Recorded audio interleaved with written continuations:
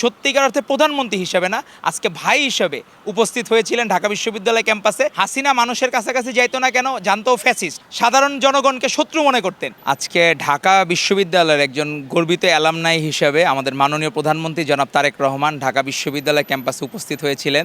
তার এই আগমনী বার্তা একটা গণতন্ত্রের জন্য আসলে বিপুল সমাদৃত একটা বিষয় হবে। কারণ প্রধানমন্ত্রী ঢাকা বিশ্ববিদ্যালয় স্টুডেন্ট হিসাবে উনি প্রাইম মিনিস্টার হওয়ার পরে প্রথম যে আগমন, এটা সাধারণ শিক্ষার্থীদের আন্দোলিত করেছে। সাধারণ শিক্ষার্থীরা দেখলাম মনে করেছে যে ক্যাম্পাসের বড় ভাই, এখানে মনে হয় নাই প্রধানমন্ত্রী তারেক রহমান স্যার না, তাদের কাছে মনে হয়েছে তারেক রহমান ভাইয়া এসেছেন।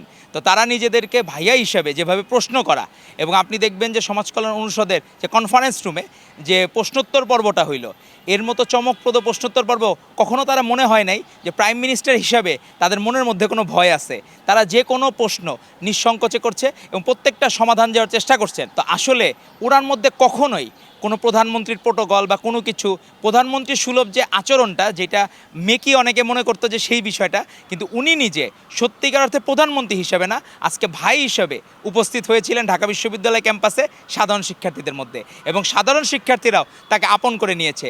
এবং আমরা প্রত্যেকটা কাজের মাধ্যমে, আমাদের ম্যাডাম খালেদা জিয়া বলেছিলেন যে আমার কোয়ালিটি ইম্পর্টেন্ট ছাত্রদলের জন্য, কোয়ান্টিটি না। তো সেই কোয়ালিটিফুল প্রোডাক্ট ছাত্রদলে যাতে আসে সেটা আমাদেরকে এনশিওর করতে হবে। আপনি একটি গোষ্ঠীর মানুষকে কখনোই খুশি করতে পারবেন না।